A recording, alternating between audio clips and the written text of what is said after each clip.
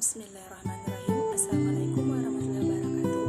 Perkenalkan, nama saya Muhammad Jasni, mahasiswi Prodi Bimbingan dan Konseling Universitas Negeri Makassar, angkatan 2018. Pada video kali ini, saya akan memberikan contoh pemberian layanan bimbingan dan konseling pribadi sosial mengenai manajemen waktu. Bismillahirrahmanirrahim. Assalamualaikum warahmatullahi wabarakatuh. Selamat siang anak-anak semua. Nah, pada hari ini kita akan melaksanakan kegiatan pelaksanaan layanan bimbingan dan konseling pribadi sosial, di mana pada hari ini pelaksanaan layanan bimbingannya itu mengenai manajemen waktu. Nah, sebelumnya Ibu ingin memperkenalkan diri. Perkenalkan, nama Ibu Muhidatul Jasni. Nah, anak-anakku bisa memanggil Ibu dengan sebutan Ibu Jasni atau Muhidatul, sembarang terserah kalian. Yang penting kalian merasa nyaman. Oke, baik. Sebelum kita memulai kegiatan kita pada hari ini, ada baiknya jika kita berdoa terlebih dahulu menurut kepercayaan dan keyakinan kita masing-masing. Nah, untuk anak-anakku sekalian, saya meminta kesediaannya satu orang untuk memimpin doa sebelum kita memulai kegiatan kita. Baik, saya persilakan kepada Nak Fadil untuk memimpin doanya. Oke, terima kasih. Oke, baik. Selanjutnya Ibu ingin bertanya terlebih dahulu, apakah semuanya dalam keadaan sehat walafiat? Apakah tidak ada yang sakit atau semacamnya? Oke, alhamdulillah jika semuanya dalam keadaan sehat, dan semoga senantiasa kita selalu diberi kesehatan oleh Allah Subhanahu wa taala. Nah, pada pagi hari ini adapun tujuan dari layanan materi pelaksanaan layanan bimbingan dan konseling kita mengenai manajemen waktu, yaitu di mana peserta didik atau konseli dapat memahami pentingnya manajemen waktu serta mampu menerapkan manajemen waktu tersebut dalam kehidupan sehari-hari. Oke, baik. Sebelum kita mulai pada tahap inti, apakah anak-anak sekalian sudah siap untuk mengikuti pelaksanaan layanan bimbingan dan konseling ini? Oke, baik. Semuanya sudah siap. Nah, selanjutnya kita akan masuk pada tahap inti atau pada tahap pelaksanaan kegiatan. Nah, baik, untuk kegiatan inti pada hari ini Ibu telah menyediakan PowerPoint, di mana isi PowerPoint-nya itu mengenai materi manajemen konflik. Nah, yang pertama, Ibu mau bertanya, apakah anak-anak sudah tahu apa itu manajemen konflik? Atau apa itu konflik? Oke, baik. Nah, Ibu akan menjelaskan terlebih dahulu mengenai apa itu konflik. Nah, konflik merupakan ekspresi pertikaian antara individu dengan individu lain, kelompok dengan kelompok lain karena beberapa alasan. Nah, dalam pandangan ini, pertikaian menunjukkan adanya perbedaan antara dua atau lebih individu yang diekspresikan, diingat, dan dialami. Oke, baik, kita lanjut pada materi kedua, yaitu mengenai faktor penyebab konflik. Baik, mungkin Ibu akan menjelaskan terlebih dahulu mengenai materinya, dan anak-anak bisa bertanya selama Ibu menjelaskan atau bisa setelah Ibu menjelaskan. Oke, selanjutnya itu faktor penyebab konflik. Nah, di sini ada beberapa faktor penyebab konflik. Yang pertama adalah perbedaan individu yang meliputi perbedaan pendirian dan perasaan. Nah, setiap manusia adalah individu yang unik. Artinya, setiap orang memiliki pendirian dan perasaan yang berbeda-beda satu dengan lainnya. Perbedaan pendirian dan perasaan akan sesuatu hal atau lingkungan yang nyata ini dapat menjadi faktor penyebab konflik sosial. Sebab, dalam menjalani hubungan sosial, seseorang tidak selalu sejalan dengan kelompoknya. Yang kedua, perbedaan latar belakang kebudayaan. Nah, seseorang sedikit banyak akan terpengaruh dengan pola-pola pemikiran dan pendirian kelompoknya. Pemikiran dan pendirian yang berbeda itu pada akhirnya yang akan menghasilkan perbedaan individu yang dapat memicu sebuah konflik. Yang terakhir adalah perbedaan kepentingan antara individu atau kelompok.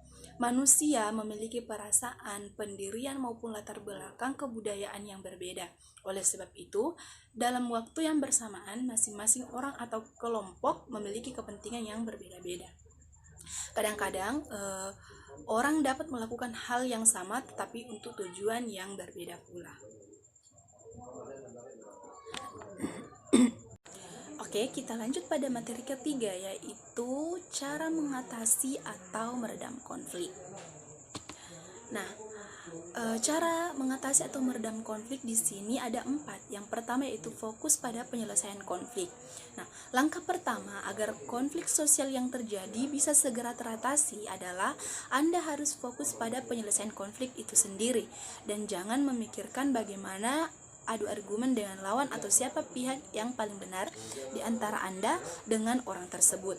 Dengan fokus pada penyelesaian konflik ini, maka kita bisa mengetahui dengan cepat apa yang menjadi inti permasalahan, sehingga bisa dicari penyelesaian terbaik dan masalah pun akan lebih cepat selesai. Yang kedua yaitu menggunakan kepala dingin. Hal utama yang harus Anda lakukan dalam mengatasi konflik ini adalah menggunakan kepala dingin dan tidak memakai emosi. Memang agak sulit menahan emosi saat sedang berkonflik dengan seseorang, tetapi Anda harus tetap tenang supaya bisa menemukan solusi yang tepat dalam masalah yang sedang dihadapi. Ambil nafas, berjalan-jalan sebentar, dan regangkan otot sejenak supaya pikiran bisa tenang. Yang ketiga yaitu melakukan diskusi. Nah, membuka percakapan atau diskusi adalah langkah bijak untuk menyelesaikan konflik atau masalah. Ajak lawan bicara Anda untuk berdiskusi dengan memilih tempat yang netral, aman, kondusif, dan juga nyaman, sehingga Anda bisa merundingkan masalah yang dihadapi dengan sikap yang baik. Anda juga bisa menjelaskan bagaimana sudut pandang dari pihak Anda dan dengarkan sudut pandang dari lawan Anda, tapi gunakan kata-kata yang baik, sopan, dan tidak berteriak. Karena jika Anda seenaknya dalam berdiskusi, maka konflik akan semakin panjang dan runyam. Nah, untuk yang terakhir yaitu menjadi pendengar yang baik. Anda juga harus memberi lawan kesempatan untuk berbicara, berargumen, dan mengungkapkan pendapatnya tentang masalah tersebut. Jangan menyela ucapannya dan dengarkan dia sampai ia selesai berbicara. Jika Anda mau mendengarkan dari sisinya, maka Anda akan terhubung secara emosi dengan lawan Anda tersebut dan bisa merasakan apa yang ia rasakan. Dengarkan untuk memahami lebih dulu. Jangan mendengarkan lawan bicara hanya sekedar untuk membalas omongannya. Dengan begitu, pemahaman terhadap konflik yang terjadi bisa lebih baik. Konflik memang tidak bisa dipisahkan dari kehidupan kita. Langkah terbaik yang bisa dilakukan adalah meminimalisir agar potensi konflik tidak menjadi muncul. Jika konflik yang sedang Anda alami berada dalam fase yang berat hingga berdampak pada kesehatan mental, Anda bisa berkonsultasi dengan ahli seperti psikolog atau konselor. Dengan begitu, potensi dampak konflik terhadap mental Anda bisa itu tadi materi mengenai manajemen konflik yang telah Ibu tayangkan dan juga Ibu jelaskan kepada anak-anakku sekalian. Sekarang kita akan membagi kelas menjadi 6 kelompok. Di mana satu kelompok itu terdiri dari 5 sampai 6 orang. Oke, silakan kalian berhitung 1 sampai 6, maka yang dapat angka 1, 2 dan seterusnya itu bergabung dengan kelompoknya, dengan orang yang sama-sama mendapat angka 1 atau 2 dan sampai 6 gitu. Oke, silakan bergabung dengan kelompoknya. Nah, baik. Setelah kalian sudah bergabung dengan kelompok kalian masing-masing, Nah, dari tayangan materi atau PPT yang telah Ibu juga sampaikan, maka Ibu akan memberikan tugas kelompok kepada kalian, di mana kalian harus menuliskan apa saja konflik terberat menurut kalian yang pernah kalian hadapi, dan bagaimana cara kalian mengatasi konflik itu. Apakah kalian menghindar atau kalian menyelesaikan konflik tersebut, atau justru malah tidak menyelesaikannya dan sampai sekarang tidak saling sapa atau justru saling membenci dengan orang yang berkonflik dengan Anda. Oke, silahkan bisa perwakilan dari anggota kelompok untuk memberikan pengalamannya mengenai konflik yang pernah dihadapi. Oke, setelah itu kalian akan mendiskusikan konflik tersebut bersama anggota kelompok kalian. Sebenarnya bagaimana cara yang tepat untuk mengatasi konflik tersebut menurut pandangan dari kelompok kalian masing-masing. Nah, dan setelah itu perwakilan atau ketua kelompok akan mempresentasikan hasil diskusinya di depan teman-temannya. Oke, apa semua sudah mengerti? Baik, silakan sekarang kalian kerjakan tugas yang telah saya berikan, dan saya beri waktu 30 menit untuk mendiskusikan tugas tersebut.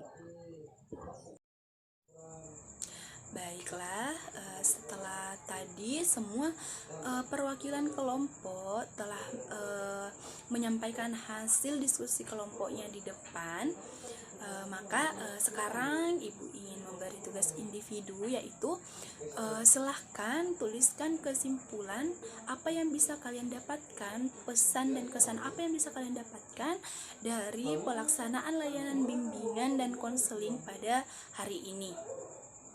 Berikan juga saran dalam apa yang Anda tulis tersebut. Berikan saran apa yang harus Ibu lakukan agar pelaksanaan kegiatan layanan kita ke depannya lebih baik lagi. Oke, kalau begitu sudah cukup waktu yang kita gunakan pada pagi hari ini untuk kegiatan kita mengenai membahas mengenai manajemen konflik. Nah, untuk mengakhiri kegiatan, mari kita berdoa dan mengucapkan hamdalah, alhamdulillahirrahmanirrahim. Terima kasih banyak anak-anakku atas perhatiannya. Wabillahi taufiq wal hidayah. Wassalamualaikum warahmatullahi wabarakatuh.